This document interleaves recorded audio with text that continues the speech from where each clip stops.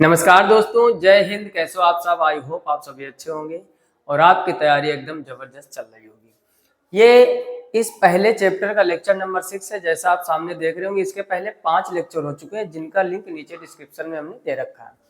आज हम लोग कुछ खास चीजों की चर्चा करेंगे। जैसे सामने आप देख रहे होंगे, ये जो लेक्चर चल रहा है थ्योरी प्लस कॉन्सेप्ट के, ठीक। ये पहला जो चैप्टर है आपका क्लास 12th के फिजिक्स का, वैद्युत आवेश तथा क्षेत्र, और आने वाली चर्चा हम लोग करने वाले हैं 2026 की, और ये लेक्चर नंबर 6 है। और जैसा नीचे आप देख रहे होंगे टारगेट 95 प्लस, तो इस टारगेट को हमको अचीव भी करना है, तो साथ में आपको भी हमारे साथ मेहनत करनी पड़ेगी और नोटबुक जरूर बनाना पड़ेगा। केवल वीडियो देखने से अच्छे नंबर नहीं आने हैं। क्लियर? तो अगर कॉपी पेन नहीं लिया है तो पहले लेकर बैठ जाइए। और आज हम लोग कुछ खास चीजों की चर्चा करेंगे। जैसे पहला आप टॉपिक यहाँ पर देख रहे होंगे पहले चैप्टर का, मूल आवेश या आवेश की क्वांटम प्रकृति। एग्जाम में आपसे पूछा जाएगा मूल आवेश किसे कहते हैं, या फिर आपसे पूछा जाएगा आवेश की क्वांटम प्रकृति क्या होता है। दोनों ही चीजों में, दोनों ही स्थितियों में आपको एक ही चीज लिखनी है, ठीक। तो फटाफट से कॉपी पेन लेके बैठ जाओ, लिखना स्टार्ट कर दो। जो भी हम लिख रहे हैं साथ साथ आप भी लिखिए। लिखेंगे सबसे पहले हम लोग लिखेंगे यह वह, क्या लिखेंगे? यह वह छोटे से छोटा आवेश है, छोटे से छोटा आवेश है, आवेश है जो किसी आवेशित कण, जो किसी आवेशित कण अथवा आवेशित वस्तु पर हो सकता है, अथवा आवेशित वस्तु पर हो सकता है, वस्तु पर हो सकता है, ठीक। आपके एग्जाम में यह 3 नंबर का प्रश्न बनता है, तो बड़ा डिटेल से समझते हुए चलना। पहले लिखते हैं, उसके बाद में हम लोग समझेंगे, ठीक। यह वह छोटे से छोटा आवेश है जो किसी आवेशित कण अथवा आवेशित वस्तु पर हो सकता है।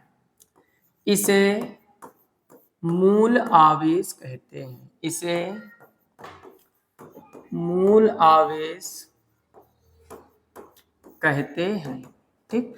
और साथ में लिख लो, इसे स्मॉल ई से, इसे स्मॉल ई से प्रदर्शित करते हैं, प्रदर्शित करते हैं, ठीक। थ्योरी डिटेल से समझना।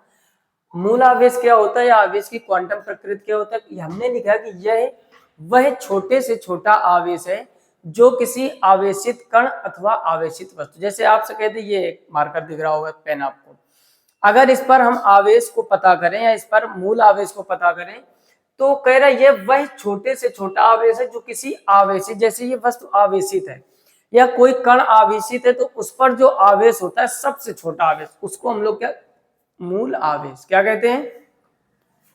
मूल आवेश। अच्छा, फिर हमने क्या लिखा? इसे मूल आवेश कहते हैं, इसे स्मॉल ई से प्रदर्शित करते हैं। यानी जब भी हम किसी वस्तु या किसी कण का आवेश को नापेंगे तो वह ई का पूर्ण गुणज होगा। कभी भी आपको ऐसा देखने को नहीं मिलेगा कि ई जो है वो पॉइंट में हो, ठीक। तो यहां पर और हम आगे लिख सकते हैं, इसे विभाजित नहीं किया जा सकता है, इसे विभाजित नहीं किया जा सकता है, यानी इसको हम लोग तोड़ नहीं सकते हैं। या ऐसे भी लिख सकते हैं, इसे दूसरी भाषा में या ब्रैकेट में आप लिख लो, इसे अनिश्चित रूप में, अनिश्चित रूप में नहीं विभाजित किया जा सकता है, नहीं विभाजित किया जा सकता है, ठीक। अब कुछ लोगों को लग रहा होगा कि छोटा सा क्वेश्चन, इतनी ज्यादा थ्योरी क्यों? एक चीज बेटा समझो, हमेशा एग्जाम में अच्छे नंबर तभी आएंगे जब बाकी लोगों से कॉपी आपकी डिफरेंट लिखी होगी। लगभग 25 से 26 लाख लोग इस बार बोर्ड परीक्षा देंगे इंटर की, और लगभग इतने ही हाई स्कूल के। सोचिए आप, एक ऐसा विद्यार्थी होता है जो पूरे यूपी टॉप करता है, जरा सोच के देखिए आप। 25-26 लाख विद्यार्थियों में एक ऐसा व्यक्ति होगा, लड़का या लड़की, जो पूरा यूपी टॉप करेगा। फिर कोई अपना डिस्ट्रिक्ट टॉप करते हैं, कोई अपने क्षेत्र में टॉपर होते हैं, कोई अपने स्कूल में, कोई अपने कोचिंग में, तो ये सब टॉपर ही होते हैं। लेकिन सोचो जो यूपी टॉप होगा, क्या उसने कुछ चीजें अलग डिटेल से नहीं लिखी होंगी? तो अगर आपको अपने क्षेत्र में, कोचिंग में या फिर टॉपर बनना है तो उसके लिए आपको बाकी लोगों से डिफरेंट सोचना पड़ेगा। आपको बहुत से लोग इसमें अभी भी वीडियो देख रहे होंगे, लिखने से कोई मतलब नहीं, कुछ नहीं हो सकता बेटा, ऐसे टॉप नहीं किया जाता है जैसे आप सोच रहे हो। और जो लोग वीडियो को पॉज करके समझते हुए, नोट करते हुए चल रहे हो, पेपर के टाइम पूरा रिवीजन करके जाएंगे, उनका रिजल्ट कुछ अलग ही होने वाला है। तो लापरवाही बिल्कुल भी मत कीजिए, छोटी सी लापरवाही आपका भविष्य बिगाड़ सकती है और दोबारा इंटर करने का या दोबारा 12th करने का मौका भी नहीं मिलेगा, है ना। तो चीजों को समझते हुए चलो, हर एक चीज समझा रहे हैं, साथ में लिख रहे हैं, आप भी लिखते हुए चलो। हमने लिखा यह वह छोटे से छोटा आवेश है जो किसी आवेशित कण अथवा आवेशित वस्तु पर हो सकता है, इसे मूल आवेश कहते हैं। क्लियर। फिर हमने लिखा इसे स्मॉल ई से प्रदर्शित करते हैं, इसे विभाजित नहीं, यानी ई के टुकड़े नहीं कर सकते। जैसे 0.7 ई लिख दो तो ऐसा नहीं होगा, 0.5 ई लिख दो ऐसा नहीं होगा, समझ रहे हो ना। तो ये चीज नहीं होती। दूसरा फिर लिखा है इसे अनिश्चित रूप से विभाजित नहीं किया जा सकता। अब आगे की कहानी सुनो। फिर हम लोग लिखेंगे यदि हम किसी आवेशित वस्तु के, यदि हम किसी आवेशित वस्तु के आवेश को नापें, आवेशित वस्तु के आवेश को नापें तो वह स्मॉल ई का पूर्ण गुणज होगा, स्मॉल ई का पूर्ण गुणज होगा। जैसे, अब समझना थोड़ा ध्यान से, ठीक। जैसे small E plus 2e plus 3e plus 4e और डॉट डॉट डॉट। बात समझ गए ना। यानी कहने का मतलब है ई को दशमलव में नहीं लिखेंगे।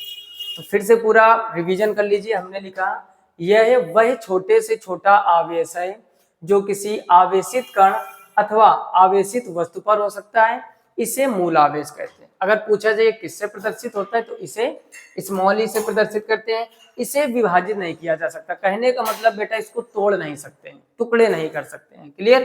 फिर लिखा है इसे अनिश्चित रूप से विभाजित नहीं किया जा सकता यदि हम किसी आवेशित, जैसे ये पेन हो गया या हम हो गया या ब्लैक बोर्ड हो गया, कुछ भी अगर आप उसके आवेश को नापेंगे तो वह ई का पूर्ण गुणज होगा।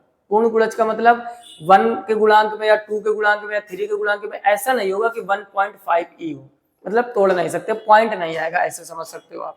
ठीक। इस वस्तु के आवेशित वस्तु को नापे तो इसे, तो वही ई का पूर्ण गुणज होगा। और नीचे हमने ये आपके साथ में एग्जांपल लिख दिए। इतनी बात समझ गए।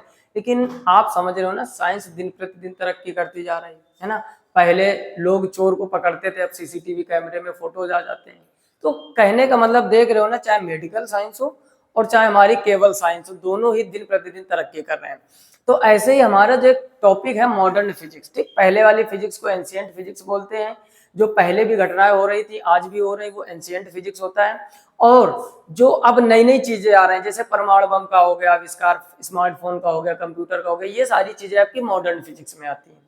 तो मतलब कहने का ये कि जो मॉडर्न फिजिक्स में है, कुछ ऐसे कण भी पाए गए हैं जो ई के टुकड़ों में होते हैं। वैसे हमारी पूरी साइंस मूल आवेश पर डिपेंड है, इसी पर हम लोग साइंस आगे पढ़ते हैं। लेकिन आधुनिक कण, पहले आप इसका स्क्रीनशॉट ले लीजिए, फिर आगे चर्चा करते हैं। ले लिया ना, वीडियो को पॉज करके लिख भी लीजिए। अब हम आगे थोड़ी चर्चा करते हैं। हम लोग लिखेंगे आगे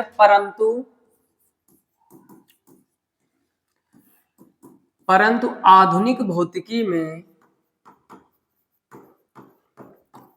परंतु आधुनिक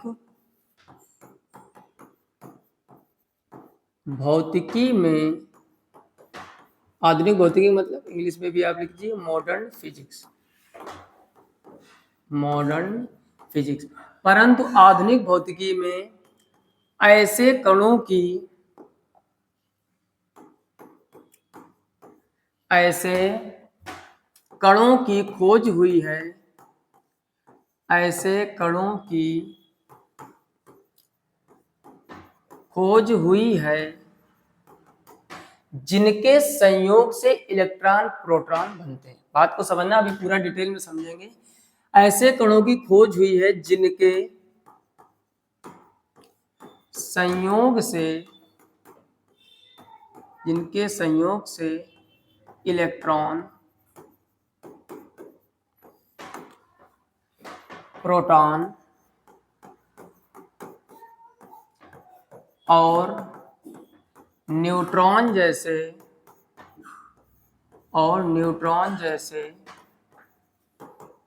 कण प्राप्त होते हैं। ठीक, जो चीजें ये हम लिखा रहे हैं शुरू से ही हमने वादा किया था फिजिक्स को डिटेल में लेके चलेंगे। हमारा मुद्दा सिर्फ आपको बोर्ड परीक्षा में अच्छे अंक दिलाने का नहीं है, हमारा दूसरा मुद्दा ये कि हम आपको फिजिक्स सिखा के जाएं, तो जो सीखोगे आप ना तो वो बाद में जीवन में भी काम आएगी। केवल हो सकता है आपके कोचिंग में या जहाँ कहीं भी आप ऑफलाइन पढ़ते हो या स्कूल में ये चीजें ना लिखवाई गई हो, मूल आवेश के बाद सीधे कूलाम का नियम लिखवा दिया गया होगा। ठीक, कमेंट करके जरूर बताइए जिन लोगों के साथ ऐसा हुआ कि मूल आवेश उसके बाद सीधे कूलाम का नियम, फिर सदिश स्वरूप, अक्षीय निरक्षीय, तीव्रता और चैप्टर खत्म न्यूमेरिकल स्टार्ट। जिन लोगों के साथ ऐसा हुआ कमेंट बॉक्स में कमेंट कीजिए, और यहाँ पर हम आपको पूरी डिटेल से जो चैप्टर स्टार्ट करेंगे A to Z डिटेल से लेकर चलेंगे, क्योंकि मुद्दा सिर्फ अच्छे नंबर लाना नहीं है, मुद्दा साथ में ज्ञान को भी सीखना है। हमने क्या लिखा, परंतु आधुनिक भौतिकी में यानी मॉडर्न फिजिक्स में ऐसे कणों की खोज हुई है जिनके संयोग से इलेक्ट्रॉन प्रोटॉन न्यूट्रॉन बनते हैं। जैसे थोड़ी सी चर्चा करें, हमने आपसे कहा इलेक्ट्रॉन का आवेश क्या होता है, क्या कहा हमने, इलेक्ट्रॉन का आवेश। ठीक, तो जो मूल आवेश होता है वही इलेक्ट्रॉन का आवेश होता है, बस चिन्ह माइनस का लगा दो। ठीक, अगर हमने आपसे कहा प्रोटॉन का आवेश क्या होता है, प्रोटॉन का आवेश या प्रोटॉन पर आवेश, तो सेम यही होता है, बस प्लस का ही कर दो।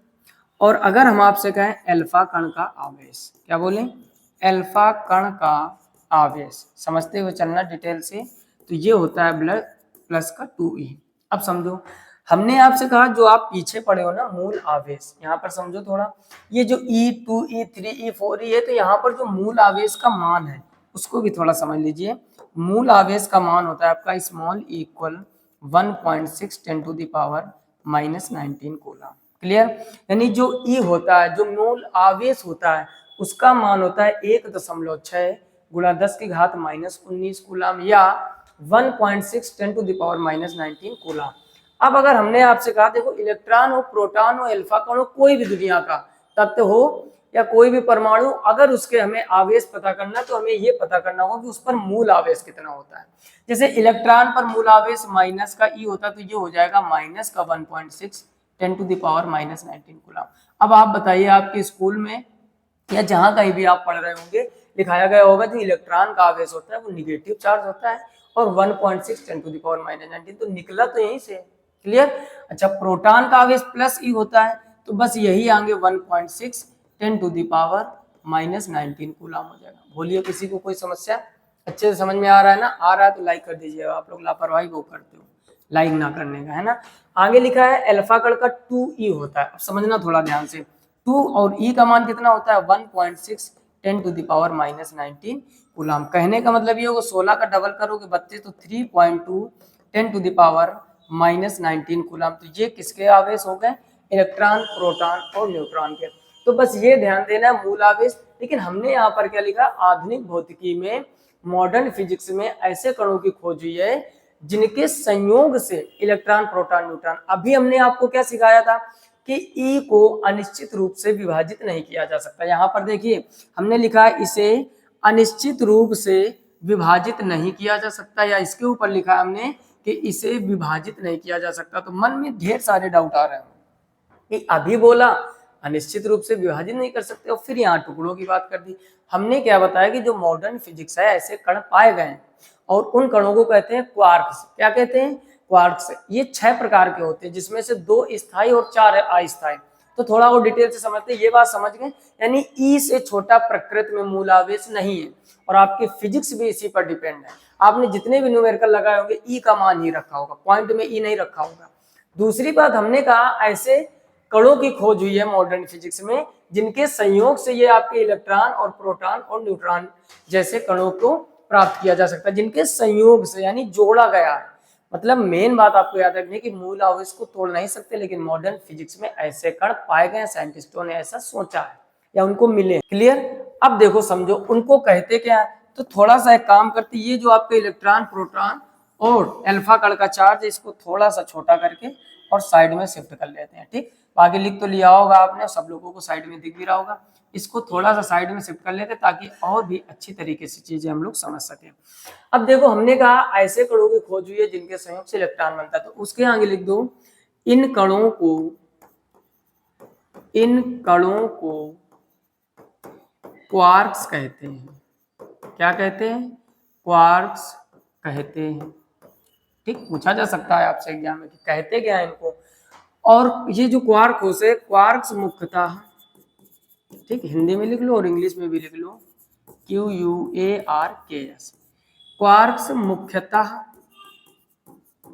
मुख्यतः 6 प्रकार के होते हैं। कितने प्रकार के होते हैं? 6 प्रकार के होते हैं। बात समझ में आ गई कि नहीं? जिसमें से 2 आपके स्थायी होते हैं, ठीक, और 4 आपके अस्थायी होते हैं। क्लियर? देखो, स्थायी का मतलब जिनकी वैल्यू नहीं चेंज होगी और अस्थायी का मतलब बेटा जिनकी वैल्यू बदल जाएगी अकॉर्डिंग टू सिचुएशन। तो जो 4 अस्थायी हैं, इन्हीं से हमें स्थायी प्राप्त होते रहते हैं, यानी इनकी वैल्यू बदलती रहती है। अच्छा, जो 4 स्थायी हैं उनमें से एक को कहते हैं अपक्वार्क, ठीक, और इसका मान होता है प्लस का 2/3e, और जो दूसरा होता है इसको बोलते हैं डाउन क्वार्क। क्या बोलते हैं? Down quark. इसका मान होता है माइनस का 1/3e। अब यहाँ पर आप गौर से देख रहे हो कि 2/3 को जब आप सॉल्व करोगे तो पॉइंट में आएगा, और 1/3 को जब सॉल्व करोगे वो भी पॉइंट में। यानी इन कणों को क्वार्क कहा गया, लेकिन हमारी जो साइंस है वो मूल आवेश पे डिपेंड। फिर से सुन लो पूरी कहानी। मूल आवेश या किसी वस्तु पर सबसे छोटा आवेश होता है। इसको विभाजित नहीं कर सकते। जब भी किसी वस्तु को या किसी आवेशित वस्तु को या आवेशित कण को या आवेशित आयन को हम लोग आवेश को नापे तो वो हमेशा E का पूर्ण गुणज होगा, जो पीछे सीखा हमने, यानी +E +2E +3। समझ में आ रहा है? चीजों को लिखते हुए चलो। लेकिन आधुनिक भौतिकी में ऐसे कणों की खोज हुई है जिनके संयोग से इलेक्ट्रॉन, प्रोटॉन और न्यूट्रॉन बनते हैं। इन कणों को क्या कहा जाता है? क्वार्क कहा जाता है, जिनमें 6 प्रकार के होते हैं, जिसमें 2 स्थायी और 4 अस्थायी। अस्थायी की वैल्यू फिक्स नहीं होती, इस वजह से नहीं लिखी। 2 स्थायी जो होते हैं उसमें से एक को अप क्वार्क, एक को डाउन क्वार्क। अप क्वार्क की वैल्यू +2/3e और डाउन क्वार्क की वैल्यू -1/3e। आगे जब आप डिफेंस की तैयारी करोगे, लाइक एनडीए, एयरफोर्स, नेवी, तो वहां चीजें डिटेल से में यही पढ़ोगे आप। तो क्यों ना जो चैप्टर पढ़ रहे हैं, जो चीजें हम लोग पढ़ रहे हैं, अभी से वो डिटेल लेते हुए चलें, ताकि आपकी तैयारी भी अच्छी हो जाए और ज्ञान भी अच्छा हो जाए। क्लियर? इसका भी जल्दी से स्क्रीनशॉट ले लीजिए। क्लियर? तो आज हम लोगों ने क्या क्या सीखा? ठीक, सबसे पहले हम लोगों ने मूल आवेश सीखा। मूल आवेश की डिटेल्ड क्या है, इसको आप रट्टा मार लीजिए, एकदम वैल्यू याद कर लीजिए कैसा क्या होता है, और ऐसे ही एग्जाम में लिख के आना। एग्जाम में जल्दबाजी मत करना कि मूल आवेश आ रहा है, ये छोटे से छोटा आवेश होता है, इसे ही से प्रदर्शित करते, मान लिख दिया। जितना आप थ्योरी शॉर्टकट में निपटा के आओगे, नंबर भी उतने शॉर्टकट में आएंगे। ठीक, तो इन चीजों का विशेष ख्याल रखना है आपको, क्योंकि थ्योरेटिकल पेपर है, फिजिक्स हो गया, केमिस्ट्री हो गया, हिंदी, इंग्लिश, इसमें शॉर्टकट नहीं अपनाना है। क्लियर? तो ये पढ़ा हम लोगों ने, और उसके बाद हम लोगों ने क्या सीखा? आधुनिक भौतिकी में जो क्वार्क के बारे में चर्चा की। ठीक, तो आज की वीडियो में इतना ही रखते हैं। अगर इसके पहले की जानकारी आपने नहीं ली है तो लिंक नीचे डिस्क्रिप्शन में सभी वीडियो के दिए गए हैं, या फिर चैनल की प्लेलिस्ट में जो फिजिक्स नाम की प्लेलिस्ट बनी, वहां सारे लेक्चर आपको कंप्लीट मिल जाएंगे। अगर वीडियो अभी तक लाइक नहीं किया, जानकारी अच्छी लग रही हो तो वीडियो को लाइक कीजिए और कमेंट करके बताइए कि टॉपिक वाइज ऐसे पढ़ाया जाए या एक ही बार में एक चैप्टर पूरा निपटा दिया जाए। आने वाले 3 से 4 महीने में हम लोग पूरा सिलेबस इस चैनल पर कवर करने वाले, हिंदी, इंग्लिश, फिजिक्स, केमिस्ट्री, जो भी सब्जेक्ट आपके होते हैं। ठीक, तो इन चीजों को विशेष ख्याल रखना है, साथ में नोट्स बनाते हुए चलो। बस इतना बार बार हम कह रहे हैं क्योंकि ये आपके भले के लिए। ठीक, हमारा काम तो पढ़ाना होना चाहिए, लेकिन हम बार बार कह रहे हैं क्योंकि जब बेटा एग्जाम के 4-5 दिन बचते हैं ना, तो उस टाइम चाहिए होता है रिवीजन, और वो रिवीजन जो आप पिछले 1 साल से पढ़ रहे हो। अगर आप नोट्स नहीं बना रहे हो तो ना तो इतने एक साथ वीडियो देख पाओगे, और देखोगे तो माइंड कंफ्यूज और होगा, है ना? तो नोट्स जरूर बनाइए। फिलहाल में इस वीडियो में इतना ही, मिलते हैं नेक्स्ट वीडियो में। तब तक अपना ख्याल रखिए, अच्छे से पढ़ाई कीजिए। तब तक के लिए जय हिंद।